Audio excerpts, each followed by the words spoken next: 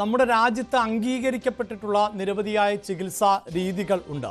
പക്ഷേ അത്തരം അംഗീകാരം ഇല്ലാത്ത ചികിത്സാ രീതികൾക്ക് വലിയ പ്രചാരണം ലഭിക്കുകയും അതിന് പിന്നാലെ സമൂഹത്തിലെ വലിയൊരു വിഭാഗം ആളുകൾ പോവുകയും ഒക്കെ ചെയ്യുന്ന സാഹചര്യമുണ്ട്. അത് വലിയ തോതിൽ അപകടങ്ങൾ വിളിച്ചു വരുത്തുന്നു എന്നാണ് മനസ്സിലാക്കാൻ സാധിക്കുന്നത്. ഏറ്റവും ഒടുവിൽ മലപ്പുറത്തെ 1 വയസ്സുള്ള കുട്ടിയുടെ മരണത്തിന് പോലും കാരണം അതാണ്. അതായത് ഈ ശാസ്ത്രീയമായ വൈദ്യ ചികിത്സയോ പരിശോധനകളോ ഒന്നും നടത്താതെ പോയതാണ് ഈ കുട്ടിയുടെ മരണം എന്ന നിലയിലേക്ക് എത്തുന്നുണ്ട്. ഇത് പക്ഷേ ആദ്യത്തെ സംഭവമല്ല, ഇത്തരം നിരവധിയായ സംഭവങ്ങളുണ്ട്. പക്ഷേ കാലം മാറുകയാണ്. ഇത്തരം വിഷയങ്ങൾ ചോദ്യം ചെയ്യപ്പെടേണ്ടതുണ്ട് എങ്കിൽ അത് ചോദ്യം ചെയ്യപ്പെടുകയും വിലക്കേണ്ടതുണ്ടെങ്കിൽ വിലക്കപ്പെടുകയും ചെയ്യേണ്ടതല്ലേ? തീർച്ചയായിട്ടും. ഇപ്പൊ ഇത് മാത്രമല്ലല്ലോ, ഇപ്പൊ വാക്സിനേഷൻ എടുക്കാതിരിക്കുക എന്നുള്ള ഒരു പെട്ടെന്ന് ഒരു ന്യൂസ് അങ്ങനെ പറയുന്നത് വാക്സിനേഷൻ ദോഷകരമാണെന്ന് പറയുന്നത്. അങ്ങനെ ഒരുപാട് പേര് വാക്സിനേഷൻ എടുക്കാതെ പോവുകയും എന്റെ തന്നെ 2 രോഗികൾ, എന്റെ രോഗികൾ തന്നെ, അവർക്ക് 2 പേർക്കും ഈ നമ്മുടെ മീസിൽസിന്റെ വാക്സിനേഷൻ എടുക്കാത്തത് കാരണം പിന്നീട് ഒരു 5-6 കൊല്ലങ്ങൾക്ക് ശേഷം അവർക്ക് മീസിൽസിന്റെ തലച്ചോറിനെ ബാധിക്കുകയും മരിച്ചുകയും ചെയ്തു. അതിനൊന്നും ചികിത്സയില്ല. ഈ തരത്തിലുള്ള എൻസഫലൈറ്റിസ് എന്ന് പറയും, തലച്ചോറിന്റെ പനിക്ക് ചികിത്സയില്ല. അതേമാതിരി തന്നെ വീട്ടിൽ പ്രസവം ഒക്കെ പ്രസവിക്കുക. അതിന് മുമ്പ് ഒരാൾ പറഞ്ഞിട്ടില്ല, ആന പ്രസവിച്ചെന്നൊക്കെ കേട്ടില്ല, നിങ്ങൾ തമാശ പറഞ്ഞ മനസ്സിലായില്ലേ? ആന പ്രസവിച്ചല്ലോ, അതുകൊണ്ടെന്താ, എലി പ്രസവിച്ചല്ലോ, അതുകൊണ്ടെന്താ, ആ ലാഘവ ബുദ്ധിയോട് കൂടിയിട്ടാണ് ഇവരൊക്കെ ചിന്തിക്കുന്നത്. വീട്ടിൽ പ്രസവത്തിൽ എന്തെങ്കിലും ഒരു കോംപ്ലിക്കേഷൻ പറ്റിയ എന്നാൽ തന്നെ ഈ അൾട്രാസൗണ്ട് മറ്റുള്ള കാര്യങ്ങളൊക്കെ എടുത്ത് നമ്മൾ സിസേറിയൻ സെക്ഷൻ വേണോ വേണ്ടതെന്നൊക്കെ തീരുമാനിക്കുന്ന അതിനാണല്ലോ, മനസ്സിലായില്ലേ? അതൊക്കെ ലോകത്തെല്ലാവരും അംഗീകരിച്ചിട്ടുള്ള മുറകളാണ്. അത് ചെയ്യാതിരിക്കുക. മൂന്നാം നമ്മുടെ കോവിഡ് വാക്സിന്റെ കാലഘട്ടത്തിൽ തന്നെ കോവിഡ് വാക്സിൻ എടുക്കാതിരിക്കാൻ നോക്കുക. അതെന്താ കാരണം വെച്ചാൽ നമ്മുടെ വാട്സപ്പ് യൂണിവേഴ്സിറ്റിയും നമ്മുടെ ബാർബർ ഷോപ്പ് യൂണിവേഴ്സിറ്റി, ഇതിപ്പോ ബാർബർ ഷോപ്പ് ഒന്നുമില്ല, ബാർബർ ഷോപ്പ് അവരെ കുറ്റം പറയണതല്ല, ബാർബർ ഷോപ്പിൽ പോയിരുന്ന് അങ്ങോട്ടും ഇങ്ങോട്ടും സംസാരിക്കും ആ കാലത്തൊക്കെ. എന്തല്ലേ, ആരാണ് നല്ല ആർക്കിടെക്ട്, ആരാണ് നല്ല ന്യൂറോളജിസ്റ്റ്, എന്താണ് ഇതിന് ബെറ്റർ ചികിത്സ, ഇതൊന്നും ശാസ്ത്രീയമായിട്ട് എടുക്കുന്നതല്ല. ഒന്ന്. രണ്ടാമത് ഇവർ പോയിട്ട് ഇവരെ കുടുംബത്തിലുള്ളവരോട് പോയി ചോദിക്കും ഇത് ചെയ്യപ്പോൾ. നമ്മളൊരു ശസ്ത്രക്രിയ പറഞ്ഞു, ബ്രെയിൻ ട്യൂമറിന് ഞാൻ പറഞ്ഞെന്ന് വിചാരിച്ചു. അപ്പൊ അവർ പോയിട്ട് ആരെങ്കിലും അവരോട് ചോദിക്കും. നമ്മൾ മലയാളികൾ വലിയ ബുദ്ധിയുള്ളവരാണെന്നും അവർക്ക് അറിവ് കൂടുതലാണെന്നുള്ള തെറ്റായ ധാരണയുടെ ഫലമായിട്ടാണ്, മനസ്സിലായില്ലേ? അറിവ് എന്ന് പറഞ്ഞാൽ കേട്ടുകേൾവിയാണ് കേരളത്തിലെ അറിവ്. അപ്പോ ആ നിലക്ക് ഇതിനൊക്കെതിരായിട്ട് ഇപ്പൊ ഇതിന് കറക്റ്റായിട്ടുള്ള പോസ്റ്റ്മോർട്ടം റിപ്പോർട്ട് വരികയും ഈ കുട്ടി മരിച്ചത് വാക്സിനേഷൻ കൊടുക്കാതിരിക്കുകയോ അതോ പ്രസവത്തിൽ പറ്റിയിട്ടുള്ള വല്ല വൈകല്യം കൊണ്ടാണോ എന്ന് നമുക്കറിയില്ല. എന്തായാലും ഇത്തരത്തിലുള്ള കാര്യങ്ങൾക്ക് ആ കുട്ടിയുടെ റൈറ്റ് ടു ലിവ് എന്ന് പറഞ്ഞിട്ടൊരു കാര്യം, മനസ്സിലായില്ലേ? ജീവിക്കാനായിട്ടുള്ള കുട്ടിയുടെ അവകാശം, ആ അവകാശത്തെ ചൂഷണം ചെയ്തിട്ടുണ്ടെങ്കിൽ, അത് എടുത്തു കളഞ്ഞിട്ടുണ്ടെങ്കിൽ ആ മാതാപിതാക്കന്മാർക്ക് കൊലക്കുറ്റം വരെ കൊടുക്കണം എന്നുള്ള അഭിപ്രായക്കാരുണ്ട്.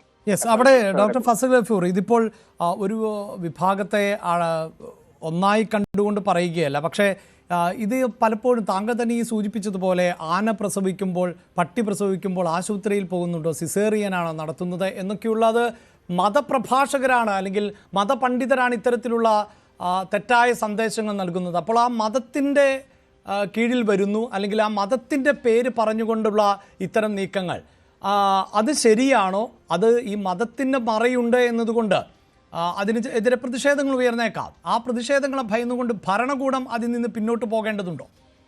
അതൊന്നുമില്ല. കാരണം ഇപ്പൊ ഒരു മതത്തിന്റെ അല്ലല്ലോ, നമുക്കറിയാലോ പെന്തക്കോസ്തേര്, മനസ്സിലായില്ലേ? അവര് ഒരു ചികിത്സ എടുക്കൂലല്ലോ, മനസ്സിലായി തന്നെ. അതുമായി തന്നെ ചില ഹൈന്ദവ വിഭാഗത്തിൽ പ്രകൃതി ചികിത്സ, മന്ത്രവാദം, ഇങ്ങനെയുള്ള കാര്യങ്ങൾ കാരണം ഇപ്പൊ നമ്മൾ കേരളത്തിൽ അത് കുറവാണ്. പക്ഷെ വടക്കേ ഇന്ത്യയിൽ ഇത് വളരെ, കാരണം വടക്കേ ഇന്ത്യയിലെ ബീഹാറിലെ വാക്സിനേഷൻ റേറ്റ്, മനസ്സിലല്ലേ, എന്ന് പറയുന്നത് 70% മാത്രമേ ഉള്ളൂ. കേരളത്തിൽ 98% കണ്ടാണ്. അപ്പോ ആ നിലയ്ക്ക് എല്ലാ മതത്തിൽപ്പെട്ട ആൾക്കാർക്കും ഇതുണ്ട്. മറ്റേ പിന്നെ കേരളത്തിലാവുമ്പോൾ കുറച്ച് കൂടുതലായിട്ടുള്ള ചില പ്രത്യേക മതത്തിൽപ്പെട്ടവർക്ക് ഉണ്ട്, ആണത് പ്രചരിപ്പിക്കുന്നത് തോന്നുന്നതാണ് എന്റെ അഭിപ്രായം. അല്ല ഇങ്ങനെ പ്രത്യേകിച്ച് ഒരു മതത്തിന്റെ ആയിട്ട് നമുക്കൊന്നും പറയാൻ പറ്റില്ല. മാത്രമല്ല ആ മതം അത് പറയുന്നുമില്ല, മനസ്സിലെ. ആ മതത്തിന് അങ്ങനത്തെ ഒരു ചികിത്സാ രീതിയുമില്ല.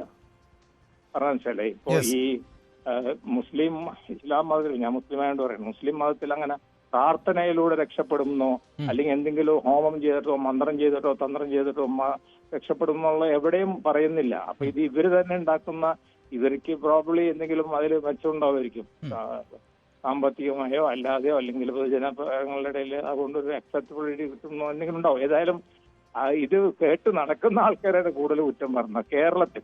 യെസ്, അതാണല്ലോ ഇപ്പോൾ ഈ കേരളത്തെ സംബന്ധിച്ചിടത്തോളം കൂടുതൽ വിദ്യാസമ്പന്നരായ ആളുകളുള്ള ഒരു മേഖലയാണ് ലോകത്ത് തന്നെ എന്ന് നമുക്കതിനെ അഭിമാനത്തോടെ പറയാം. ഈ അക്യുപഞ്ചർ ആകട്ടെ, റെയ്ക്ക പോലെയുള്ള ചികിത്സാ രീതികളാകട്ടെ, യഥാർത്ഥത്തിൽ ഇതിനൊക്കെ ഏതെങ്കിലും തരത്തിലുള്ള ശാസ്ത്രീയ അടിത്തറയുണ്ടോ? പലപ്പോഴും ഇത് മറ്റു പല രാജ്യങ്ങളിലുമൊക്കെ വ്യാപകമാണ്, അവിടുത്തെ ചികിത്സാ രീതിയാണ്, അങ്ങനെയൊക്കെ പറഞ്ഞുകൊണ്ടാണ് ഇത്തരം സെന്ററുകൾ പ്രവർത്തിക്കുന്നത്.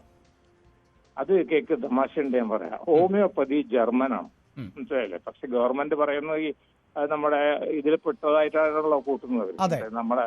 അതെ, പക്ഷെ ജർമ്മനാണത്. ഇത് ഹാനേമൻ എന്ന് പറഞ്ഞിട്ട് ആളാണ് കണ്ടുപിടിച്ചത്. അക്യുപങ്ചർ എന്ന് പറഞ്ഞാൽ ചൈനയിൽ ഉണ്ടായിട്ടുള്ള ഒരു സംഭവമാണ്. ഒരു കാലത്ത് ഈ അക്യുപങ്ചർ വളരെ പോപ്പുലർ ആയിരുന്നു, പിന്നെ അതിപ്പോ തീരെ പോപ്പുലർ അല്ലാതെ പോയിട്ടുണ്ട്, അല്ലേ? അപ്പൊ ഇതൊക്കെ ഒരു ഫാഷന്റെ ഭാഗമായിട്ട് വരികയും ചിലപ്പോ എന്താ നമ്മൾ പറയാ ജനങ്ങളുടെ അറിവാണ്. പിന്നൊരു കാര്യം ഞാൻ വളരെ വ്യക്തമായിട്ട് പറയട്ടെ, നമ്മൾ സാക്ഷരത എന്ന് പറഞ്ഞിട്ടൊന്നും കാര്യമില്ല, അത്ര വലിയ വിവരമൊന്നും നമുക്കില്ല. നമ്മൾ കൂടുതൽ ഇപ്പൊ അന്തിചർച്ച കണ്ടുകൊണ്ട് ഞങ്ങൾക്ക് തന്നെ ഉണ്ടല്ലോ അതില്, മനസ്സിലായില്ലേ? അന്തിചർച്ച കണ്ടുള്ള വിവരമല്ലേ കൂടുതലുള്ളത്, അല്ലാതെ വായനാശീലം കൊണ്ടോ അല്ലെങ്കിൽ മറ്റുള്ളവരായിട്ട് ബന്ധപ്പെട്ടിട്ടോ ഇല്ല. ഇപ്പൊ ഡോക്ടർമാരെ ഏറ്റവും അധികം ഉള്ള സ്ഥലം, ഞാൻ ന്യൂറോളജിസ്റ്റാണ്, ഏറ്റവും അധികം ന്യൂറോളജിസ്റ്റ് പോപ്പുലർ ജനസംഖ്യ അനുസരിച്ച് ഇന്ത്യയിൽ ഉള്ളത് കേരളത്തിലാണ്. അവിടെയാണ് ഇത് നടന്നത്. ഞാൻ പറഞ്ഞല്ലോ, മീസിൽസ് ബാധിച്ച് തലച്ചോറിനെ ബാധിച്ചത് എന്റെ പേഷ്യന്റ് എന്ന് പറയുമ്പോൾ എന്തുമാത്രം അറിവുണ്ട് ആൾക്കാർക്ക്. അപ്പൊ അവര് അറിവൊക്കെ സ്വന്തം അറിയാം, സ്വയം അങ്ങോട്ട് തീരുമാനിക്കേണ്ട കാര്യങ്ങളൊക്കെ. അവിടെ ഞാനിത് ആവർത്തിച്ച് ചോദിക്കുന്നത്, ഇപ്പോൾ ഈ ആധുനിക മെഡിസിൻ ആകട്ടെ അല്ലെങ്കിൽ മറ്റ് അംഗീകരിക്കപ്പെട്ട മെഡിസിൻ എല്ലാം അതിൻ്റെതായ എന്തുകൊണ്ട് ഈ ചികിത്സ എങ്ങനെ മാറ്റപ്പെടുന്നു എന്നതിനൊരു സയന്റിഫിക്കായ റീസൺ അവിടെ മുന്നോട്ട് വെക്കാനുണ്ട്. ഇത്തരം ചികിത്സാ രീതികൾക്ക് അതുണ്ടോ? ഒരു തരത്തിലുള്ള സയന്റിഫിക് ആയിട്ടുള്ള ഒരു ഇതുമില്ല. അപ്പൊ നമ്മള് ഞങ്ങളുടെ പണ്ട് നമ്മൾ പറയാം ഒരുപാട് പ്രസവിച്ചില്ലെന്ന്. ഒരുപാട് പണ്ട് പ്രസവിച്ചാലും ഒരുപാട് കുട്ടികൾ മരിച്ചും പോയിട്ടുണ്ടെന്നേ. ഞങ്ങളുടെയൊക്കെ വല്യമ്മമാരൊക്കെ ചിലപ്പോ 10 12 ഒക്കെ പ്രസവിച്ചിട്ടുണ്ടാവും, അതിലൊരു 3-4 ഒക്കെ മരിച്ചു പോയിട്ടുണ്ടാവും. ആ മരിച്ചു തന്നെ മോർട്ടാലിറ്റി റേറ്റ് ഇവർ കണക്കിലെടുക്കുന്നില്ല. അപ്പൊ ഇവർ പറയണം അതാ ഇന്നിപ്പോ 2 കുട്ടികളോ 3 കുട്ടികളോ ഉള്ള സമയത്ത് ഒരു കുട്ടി അങ്ങനെ മരിച്ചു പോയാലും ഇപ്പൊ ഈ ഇവർക്ക് തന്നെ എനിക്ക് 2 കുട്ടികളേ ഉള്ളൂ, ആ കുട്ടികൾ ഒരു കുട്ടികളെന്ന് പറഞ്ഞാൽ മരിച്ചു. ഇപ്പൊ നമ്മൾ പറഞ്ഞുകൊണ്ടിരിക്കുന്ന ഈ കേസ്, മനസ്സിലായില്ലേ? അവരെ കണ്ടിട്ട് അവര് ഫോട്ടോ ഒക്കെ കണ്ടിട്ട് അവർ വിദ്യാസമ്പന്നരാണെന്നാണ് എനിക്ക് തോന്നുന്നത്. അവർ മട്ടും കെട്ടും ഒക്കെ കണ്ടാലും അറിയാലോ, അവര് ബംഗാളിൽ നിന്ന് അഭയാർത്ഥികളായിട്ട് ഇവിടെ വന്ന ആൾക്കാരൊന്നുമല്ലല്ലോ. അപ്പൊ ഇതൊക്കെ ഒരു ധിക്കാരത്തിന്റെ ഭാഗമാണ്. തനിക്ക് അറിവുണ്ടെന്ന് സ്വന്തം തോന്നിക്കൊണ്ടുള്ള ഏത് ഫീൽഡായാലും അതിന്റെ ഒരു ധിക്കാരം, മനസ്സിലായില്ലേ? ശരി, ദയവായി തുടരുക. ഡോക്ടർ അഭിജിത്ത് കൂടി ടെലിഫോൺ ലൈനിലുണ്ട്. ഡോക്ടർ അഭിജിത്ത്,